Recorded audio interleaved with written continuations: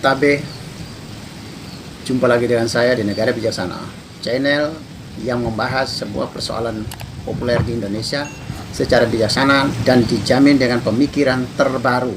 Ada satu tahap yang menarik sekarang adalah kampanye pemilihan presiden atau pilpres. Pertanyaan yang menarik sekarang adalah apakah masa kampanye ini akan bisa mempengaruhi posisi elektabilitas, posisi keterpilihan setiap capres atau setiap pasangan calon capres dan cawapres, paslon ya. Dalam setiap masa kampanye, kalau tidak ada kejadian-kejadian yang bersifat insidental, maka untuk orang Indonesia selama ini, saat ini, bahkan sampai saat ini nih, kampanye itu tidak terlalu berpengaruh kepada pilihan seseorang. Tidak terlalu berpengaruh. Mengapa demikian? Kampanye sebagai satu momen yang paling mempengaruhi, bisa mengintervensi keterpilihan seseorang atau mempengaruhi pilihan masyarakat terhadap seseorang calon. Itu kalau kampanye yang berisikan ada semacam jaminan bahwa dengan kampanye inilah perubahan masa depan atau paling tidak 5 tahun berikutnya mengikuti kampanye ini. Jadi kalau misalnya kampanyenya A, hasil masa depan juga A.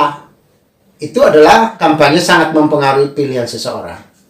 Tapi kalau kampanyenya A, yang terjadi ke depan adalah B, itu tidak terlalu berpengaruh kepada pilihan orang.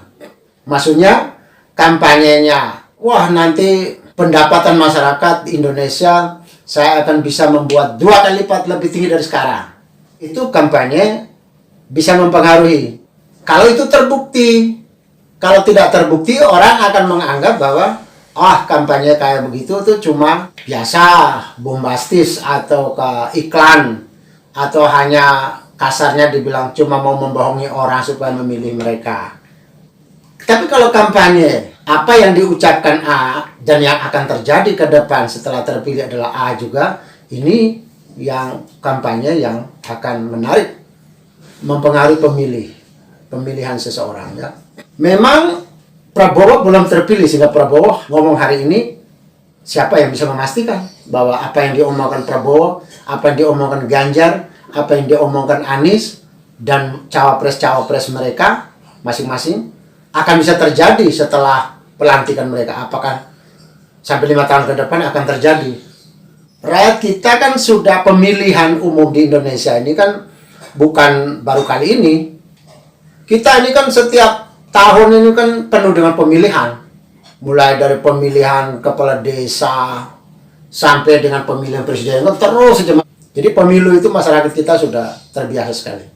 Nah pertanyaannya, apakah setiap pemilu yang begitu banyak ini atau warna pemilu yang begitu banyak ini, apakah yang terjadi di setiap realita seorang menjadi pemimpin setelah terpilih dan terlantik, maka apakah apa yang dia janjikan di atas panggung semuanya bisa terjadi dari semua pemilu yang pernah ada? Yang ditangkap oleh masyarakat, yang saya tangkap dari pergunjingan masyarakat kita, bahwa dari pemilu ke pemilu, apa yang dibicarakan, apa yang dijanjikan di masa kampanye, semua tidak, atau paling tidak ada yang bisa dibuktikan. Dalam realita, setelah menjabat, masyarakat kita kan sudah hafal begitu. Palah sebentar lagi ya bohong. Kita cuma dibohongi supaya milih mereka di TPS nanti kok. Tapi setelah itu mereka akan lupa. Ada yang kampanye A buatnya C. Ada yang kampanyenya B tidak buat apa-apa. Inilah yang tidak buat apa-apa atau yang buat berbeda. Jadi masyarakat kita sebenarnya sudah banyak yang hafal bahwa jangan terlalu percaya pada kampanye. Apa yang ada di kampanye itu kan cuma jualan kecap saja, cuma iklan diri saja supaya dipilih. Tapi nanti setelah terpilih juga belum tentu dibuat, atau malah tidak dibuat, atau buat malah yang lain lagi gitu loh. Sehingga sampai saat ini menurut saya, pengamatan saya, kampanye belum bisa mempengaruhi pilihan seseorang. Makanya kampanye itu kan perlu dimobilisasi, diiming-imingi ada door prize, nanti ada hadiah kulkas, hadiah TV, hadiah sepeda motor. Katanya ada juga yang misalnya ngumpul massa banyak, jalan sehat atau apa, kemudian sepeda gembira atau apalah gitu. Hadiah kulkas, hadiah motor, hadiah mobil, katanya ada yang hadiah rumah. Nah itu kan namanya mobilisasi. Jadi sebenarnya mereka tidak punya keinginan untuk hadir. Makanya kalau orang melihat pemilihnya banyak karena melihat mereka setiap capres turun ke lapangan, terus banyak sekali orang yang berkumpul, terus itu jadi patokan, tidak bisa. Yang datang kumpul di sebuah event itu bukan selalu yang memilih itu. Bisa saja orang yang sama hadir di eventnya Anies, orang yang sama hadir di eventnya Prabowo, orang yang sama hadir di eventnya Ganjar. Maka sebuah kerumunan massa itu tidak dapat diklaim sebagai ini pemilih saya kok. Dulu banyak sekali di lapangan saya temukan tuh pengunjung itu, masyarakat berjubelan padat merayap. Masa di survei kok tetap rendah misalnya. Nah itu yang dikatakan melihat realita dari motivasi masyarakat berkumpul karena hadiah, karena ada artis, karena ada apa gitu, maka klaim itu tidak tepat sebagai indikator. Berkumpulnya massa begitu banyak di lapangan sebagai indikator tidak bisa. Orang datang bukan untuk mendengarkan kampanye Anies, atau bukan pendukung Anies, atau bukan Prabowo, atau bukan pendukung Ganjar. Datang hanya pendukung nasi bungkus, pendukung TV, pendukung kulkas, pendukung motor, kan hadiahnya itu. Jadi kampanye itu tidak punya pengaruh, kecil sekali untuk masyarakat Indonesia untuk mempengaruhi memilih dia. Tidak, hanya kampanye itu berpengaruh kepada orang yang sudah memilih Anies, dia akan tidak berpindah ke lain hati. Itu bisa, karena kedekatan toh, istilahnya cinta itu dari mata turun ke hati. Ketemu dulu baru dia suka, cinta gitu loh. Belum ketemu dia tidak. Nah, jadi pertemuan itu merupakan cara untuk mengikat orang yang sudah memilih sehingga dia tidak ke lain hati. Tapi cara menarik orang yang belum memilih itu tidak, dalam kampanye itu tidak ada yang kayak gitu, tidak ada. Pertanyaannya, apakah masa kampanye ini sama sekali tidak ada suara, dinamika suara? Apakah tidak ada? Misalnya swing voters, pemilih yang mengamuk masih ragu, masih bisa berlari-lari, enggak? Karena kampanye. Tidak. Apakah ada? Yang kedua, decided voters, pemilih yang belum memilih apa-apa. Apakah dia akan memilih pada saat itu? Itu pertanyaannya. Seperti saya jawab tadi, untuk konteks Indonesia, selama ini masyarakat kita sudah berpengalaman menghadapi pemilu, dari pemilu ke pemilu, kampanye sulit untuk menggoyahkan atau menarik perhatian orang untuk memilih, itu sulit sekali. Jadi kampanye itu cuma fungsinya untuk mengikat orang yang sudah memilih. Kampanye itu cuma untuk menjenguk, mengikat batin antara calon pemimpinnya dengan pemilihnya. Apakah Pilpres kali ini kampanye bisa mempengaruhi enggak? Saya katakan bisa. Kali ini bisa mempengaruhi. Kalau seperti pemilu-pemilu sebelumnya atau Pilpres sebelumnya tidak berpengaruh. Itu kecil sekali pengaruhnya. Tapi kali ini ada. Kita lihat ya secara teoritis, secara sosiologisnya ya.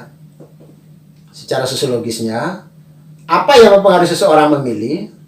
Satu, dia memilih sebelum masuk dinamika pemilu, dia sudah punya pilihan. Kan semua tokoh kita ini yang masuk ini, dalam 6 orang masuk dalam bursa 3 paket atau 3 paslon, 3 pasangan calon ini kan, semua 6 tokoh ini kan sudah diketahui masyarakat, sudah tahu karakternya, sudah tahu cara bicara, sudah tahu track record, semua sudah tahu. Nah, sebelum masuk pemilu 2024, lingkaran dinamika pemilu ini, itu setiap orang Indonesia sudah punya pilihan dasar. Pilihan ini berdasarkan track record orangnya atau berdasarkan image seseorang. Jadi sebelum masuk putaran dinamika pemilu 2024 itu setiap tokoh ini kan sudah punya image sendiri-sendiri. Image ini yang akan menciptakan pemilihnya sendiri. Menurut saya membaginya, mengklasifikasikan menjadi ini yang disebut pemilih bawaan dari seorang tokoh. Jadi karena image tentang tokoh itu. Saya memilih Anies karena saya senang dengan image tentang Anies. Tokohnya seorang Anies saya suka. Sebelum masuk Pilpres pun saya suka. Oke, itu namanya pemilih dasar. Terus ada juga pemilih karena dinamika. Karena dinamika politik yang terjadi, dia memilih akhirnya. Satu contoh, setiap satu event reguler itu mempengaruhi. Misalnya setiap deklarasi capres terjadi dinamika pemilih. Reguler itu terjadi karena satu pelaksanaan kegiatan dari tahap-tahapan pemilu. Sebuah kubu ada deklarasi capres, deklarasi cawapres, satu paket, terus pendaftaran. Itu adalah satu dinamika reguler, kejadian-kejadian reguler ini. Selalu ada pengaruhnya. Yang kedua, berikut lagi ada suatu yang berpengaruh adalah apabila ada kejadian insidental. Insidental itu kejadian-kejadian yang mempengaruhi pilihan publik yang tidak diduga-dugakan, yang tidak terencana. Contoh seperti bulan Maret tahun 2023 kemarin, Pak Ganjar tiba-tiba membuat penolakan terhadap Piala Dunia di Indonesia, membuat penolakan terhadap klub Israel, dan akhirnya FIFA membatalkan Piala Dunia di Indonesia. Nah, saat itu orang jengkel dengan Ganjar. Ini yang disebut insidental, kejadian tidak terprogramkan, tidak pernah diperkirakan sebelumnya. Ini insidental. Kampanye memang sebuah kegiatan reguler. Tetapi seperti saya bilang tadi, meskipun dia reguler, tapi untuk konteks Indonesia, kampanye tidak berpengaruh besar terhadap pilihan masyarakat terhadap sebuah paslon, tidak besar. Tapi kali ini saya melihat besar, ada pengaruhnya. Minimalnya berpengaruh kepada swing voters, pemilih yang sekarang sedang punya pilihan tapi masih ragu-ragu akan bisa berpindah dia. Kali ini saya lihat pemilu Pilpres kali ini akan ada dinamika pemilih, akan ada eksodus pemilih yang berasal dari swing voters. Swing voters sekarang ini kan diperkirakan antara 20-an sampai 30-an%, bahkan sampai 40-an% swing voters. Masih cukup besar. Swing voters itu pemilih yang galau. Sudah pilih ini tapi dia masih ragu, dia masih lihat wait and see, sabar menunggu, dia masih akan kemungkinan untuk memilih yang lain lagi. Kali ini kampanye ini akan berpengaruh. Pertanyaannya, apa sih yang mempengaruhi? Sudut mana yang akan mempengaruhi pilihan publik terhadap seorang paslon nanti ya, terhadap sebuah paslon. Kali ini kita lihat sebuah isu paling besar dalam pemilu 2024 itu muncul yang menjadi perhatian besar masyarakat Indonesia. Dalam dunia politik bisa disebut isu. Dalam dunia filsafat atau keilmuan bisa disebut wacana atau sosiologis ya. Atau dalam dunia ilmu pengetahuan, sains atau filsafat menyebut sebuah paradigma politik secara kontemporer yang sedang terjadi selama ada putaran pemilu 2024 ini. Ada sesuatu yang terjadi. Bisa menjadi sebuah isu besar, wacana besar, sebuah paradigma besar ya. Yaitu apa? Sejak Jokowi menjadi presiden Indonesia, maka Jokowi selalu menjadi sentral wacana, sentral isu. Jokowi, saya boleh katakan dia adalah, kalau di dalam ilmu goniometri atau stereometri, zaman dulu namanya ilmu ukur ya, ada ukur ruang, ada ukur sudut. Maka dalam ruang publik politik Indonesia, Jokowi adalah garis pembatas antar bidang. Jokowi itu adalah garis horizon, ya, garis horizon yang kalau di dalam goniometri atau stereometri itu kan terdiri dari ruang, terbentuk dari bidang-bidang. Bidang-bidang itu terbentuk dari garis, ya, garis yang mengelilingi. Maka ada garis yang di bawah dasar itu disebut garis horizon. Garis horizon itu menjadi sumbu, maka Jokowi itu adalah garis horizonnya. Garis menjadi pusat dari semua bidang yang ada dalam sebuah ruangan politik kita ini. Orang kalau mau membangun ke depan, kalau dia ingin memperbaiki, koreksi, dia ingin koreksi atau memperbaiki dari Jokowi kalau jika dia anggap salah. Masa Jokowi dianggap pembangunan jelek. Tapi kalau dia menganggap Jokowi bagus pembangunannya, maka dia akan bilang lanjutkan dan tingkatkan. Pusat horizon politik 2024 ini adalah Jokowi. Patokannya di situ. Orang bukan patokannya menurut evaluasi UNDP atau menurut evaluasi PBB, menurut ini kita tuh bermasalah di sini-sini, itu enggak. Menurut UUD 45 Pancasila kita tuh bermasalah di sini-sini, enggak. Satu-satunya sentral isu, sentral perdebatan, sentral wacana, sentral paradigma adalah ada di Jokowi. Maka muncullah dua isu besar, dua wacana besar, dua paradigma besar di Indonesia selama bertahun-tahun ini, bahkan terutama khususnya memasuki pemilu 2024, Pilpres 2024 ini. Dua wacana paling populer yang menyita semua perhatian masyarakat Indonesia, yaitu lanjutkan dan tingkatkan dari yang Jokowi buat sekarang selama ini, atau koreksi semua apa yang dibuat oleh Jokowi. Maka berdirilah dua kubu yang saling berhadap-hadapan. Pembaharuan, perubahan adalah Anies di kubu yang satu, Anies dan Caimin. Amin. Berkelanjutan dan tingkatkan ada di kubu Prabowo Gibran. Dua wacana atau isu berhadap-hadapan mewarnai politik Pilpres 2024.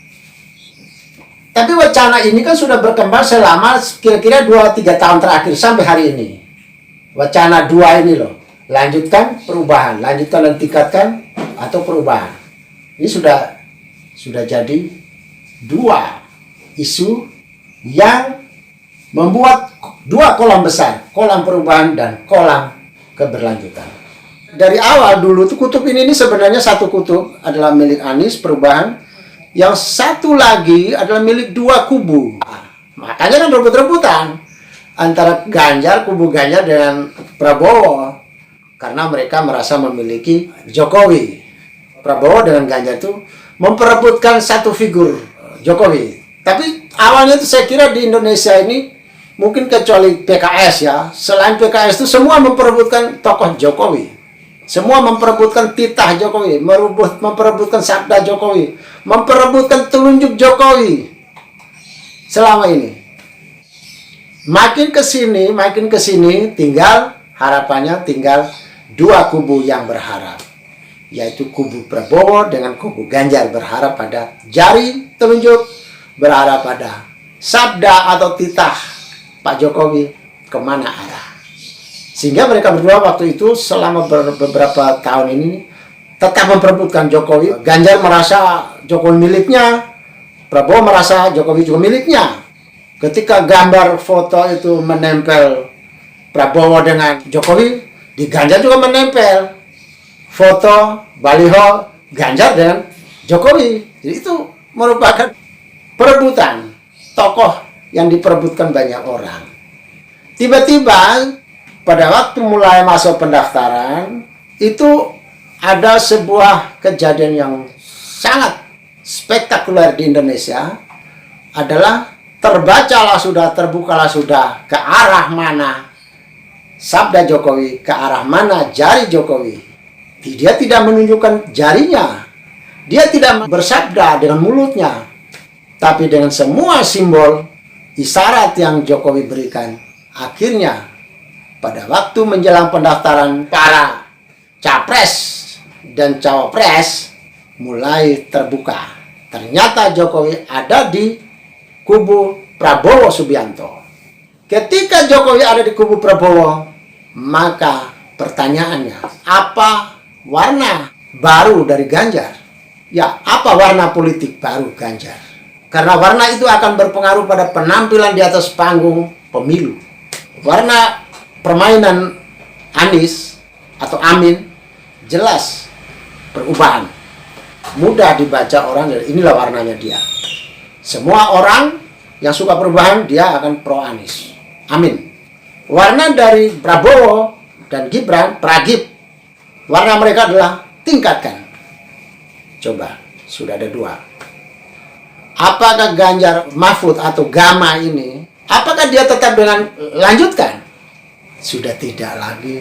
Mulai dari waktu itu sampai hari ini, kubu Ganjar mulai serang-serang terhadap kubu 02. Serang terhadap Jokowi dan keluarganya.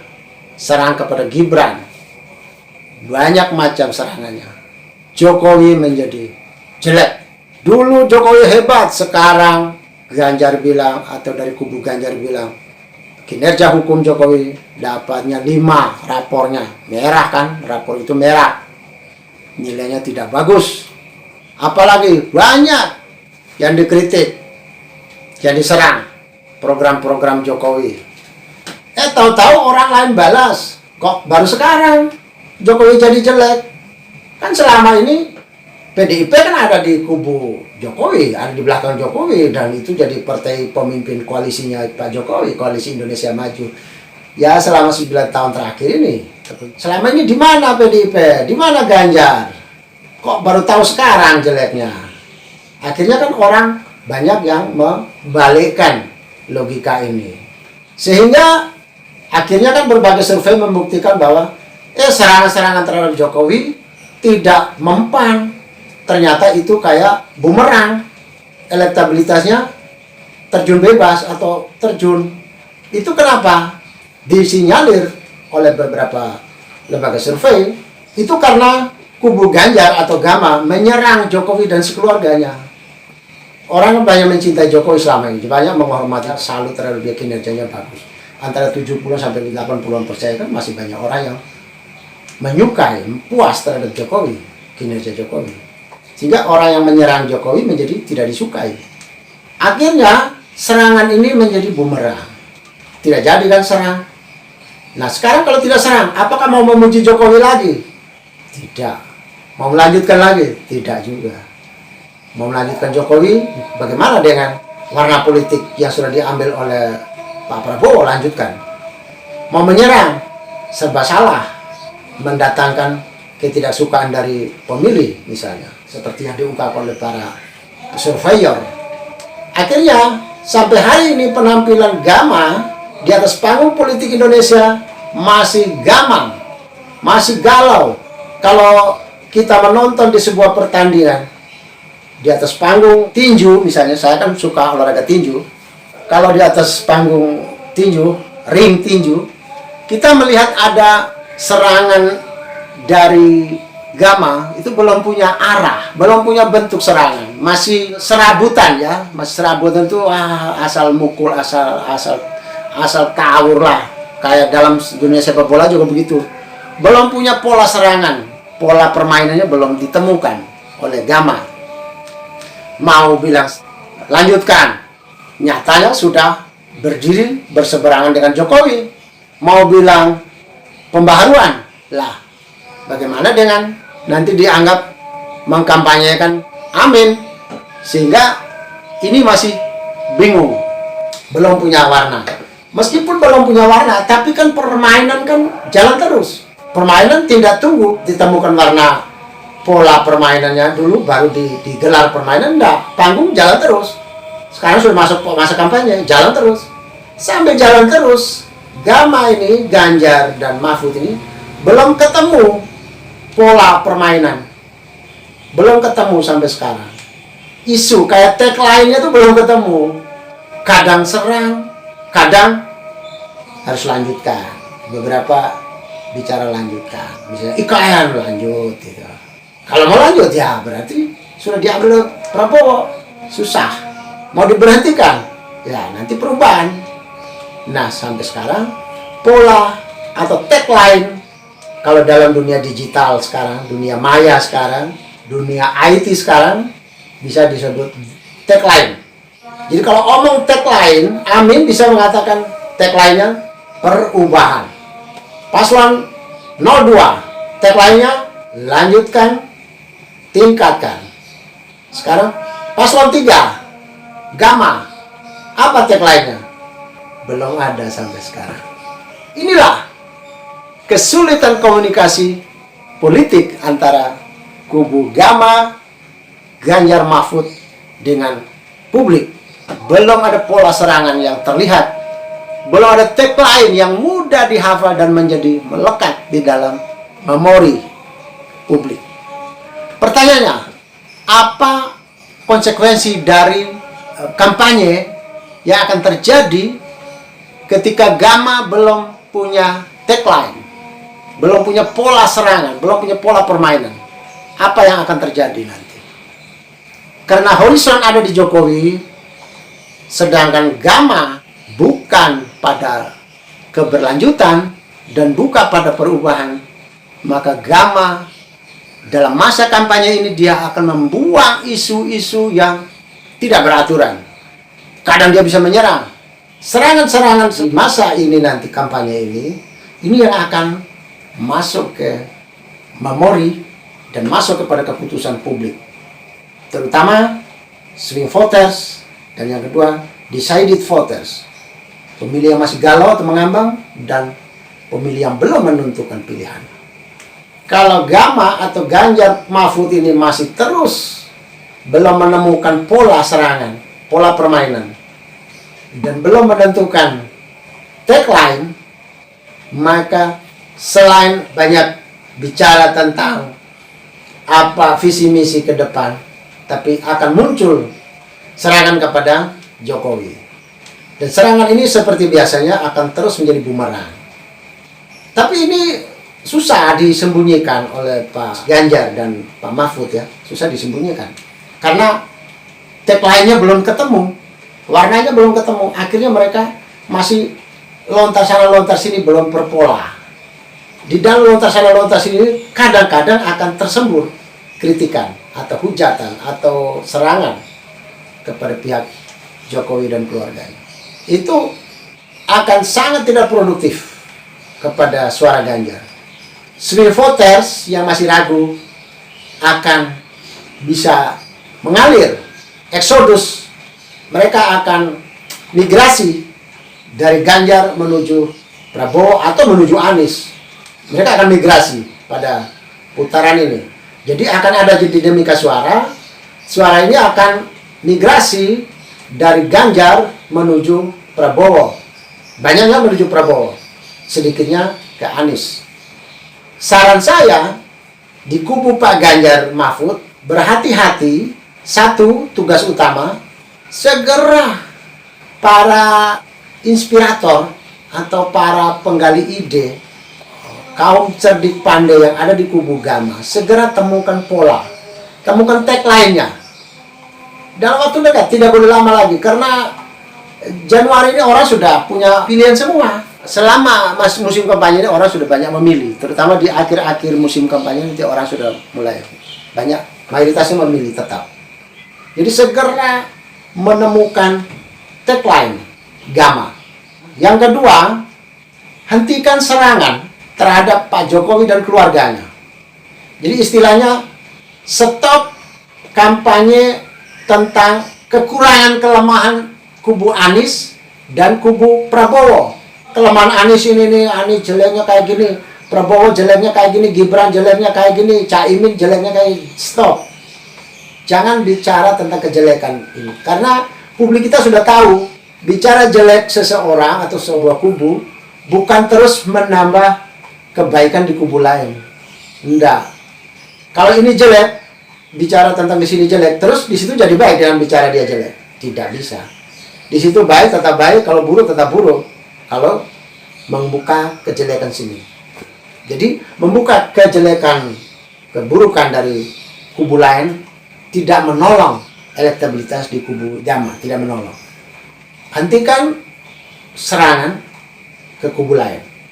Munculkan 100% memunculkan topik-topik tentang kehebatan Ganjar, kehebatan Mahfud MD. Ini yang ditonjolkan. Persoalan yang dihadapi Indonesia apakah punya korelasi dengan tipikal, dengan kualitas yang dimiliki oleh Ganjar dengan Mahfud. Terus dimunculkan ke publik, meyakinkan publik bahwa inilah persoalan bangsa kita saat ini, inilah Ganjar, inilah Mahfud, ini ada korelasinya loh mereka ini dengan persoalan yang dihadapi bangsa ini. Ganjar hebat, Mahfud hebat. persoalan kita berat di sini, tapi apakah orang hebat ini punya korelasi dengan beratnya di sini? Enggak. Ini yang harus dieksplorasikan sebesar-besarnya, setotal-totalnya. Ganti topik, ganti arah. Daripada arah ke samping kiri kanan teman kita, arahkan ke depan tentang apa yang akan disuguhkan oleh Ganjar Mahfud bila terpilih. Itu topiknya. Ya, jadi dua sudah ya. Satu tadi, segera terbitkan ide tentang warna politik gamma, dan segera gantikan kampanye dari pola menyerang lawan menjadi pola menyerang ke mimpi orang Indonesia, mimpi publik Indonesia. Kau mimpi apa? Kau mimpi menjadi ini, kau mimpi menjadi Indonesia emas yang ledakan demografi Indonesia penduduk begitu besar nanti tahun 2045. Kemudian bisa keluar dari kemelut ini, semua orang tahun 2045 dijamin kehidupan kesejahteraannya. Oleh karena itu 5 tahun dari sekarang saya siapkan apa. Misalnya kalau pada Prabowo kan yang akan dia munculkan adalah 2045 sudah saya siapkan dengan lanjutkan hilirisasi. Tidak hanya nikel dan macam-macam, tapi bisa dibuka ke berbagai sektor lainnya bisa. Nah, inilah Prabowo nanti yang akan masuk. Nah, Ganjar apa? 2045 menyusul 2045. 5 tahun ke depan Ganjar Mahfud menyiapkan apa? Eksplorasikan sebesar-besar, setotal-total, sedalam-dalamnya di situ. Jangan habis-habiskan energi untuk menyerang ke samping kiri kanan. Tapi fokuskan 100% menyerang ke mimpi orang Indonesia. Mimpi apa? Ketika kau tidur sekarang, ketika kau bangun tahun 45, saya akan menyuguhkan kamu ini. Dan ketika kau bangun 5 tahun mendatang, ketika saya memimpin Indonesia, kau bangun buka mata dan kau akan lihat ini. Kau bangun 5 tahun ke depan, kau akan melihat semua universitas di Indonesia sudah masuk 100 besar dunia, misalnya. Gitu. Itu lebih produktif bagi Gamma.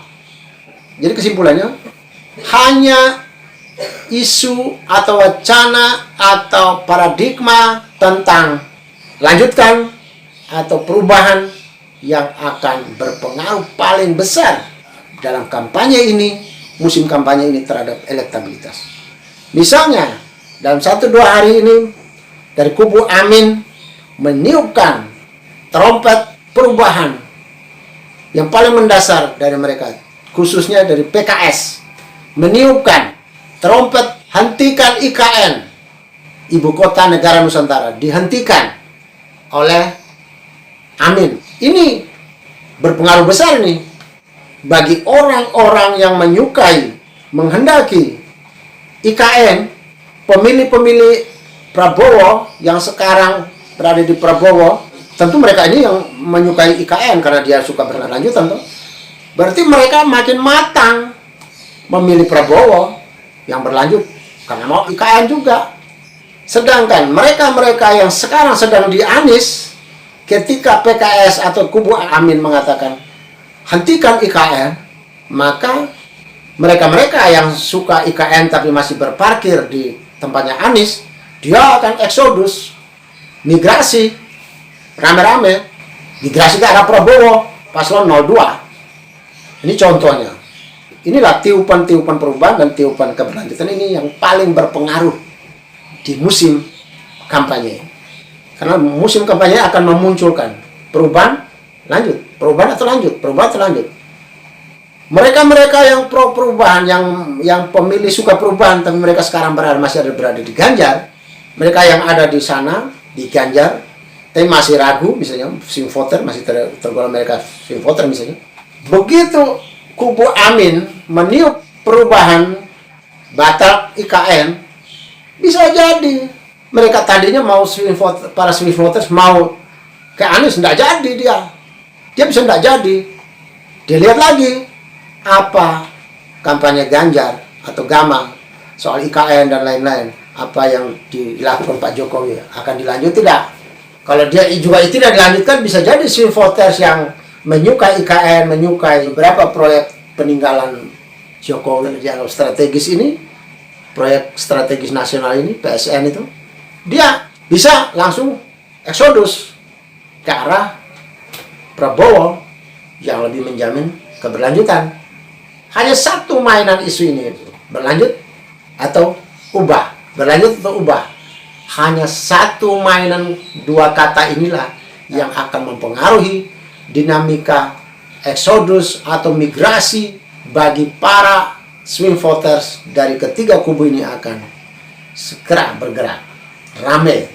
Nanti kita lihat survei, kira-kira survei Januari atau akhir Januari, nanti kita lihat seperti apa posisi elektabilitas, statistik elektabilitas setiap paslon pilpres ini.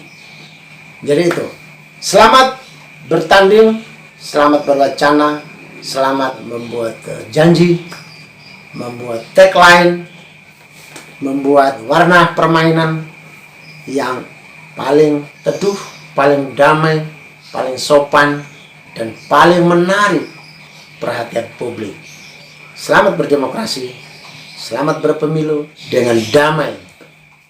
Jika Anda setuju dengan saya, Anda seide dengan saya, berarti kita berada pada satu perjuangan yang sama, yaitu ingin melihat Indonesia menjadi lebih baik, Indonesia menjadi negara yang bijaksana yang kita impikan. Caranya adalah dengan Anda memberi dukungan dan berpartisipasi dalam channel ini. Subscribe di bawah channel ini, bunyikan lonceng di sampingnya untuk menunjukkan Anda berlangganan secara gratis, dan ada pemberitahuan setiap kali saya mengirim edisi baru. Dan jika Anda setuju dengan ide ini, jangan lupa bagikan ke semua relasi Anda. Terima kasih.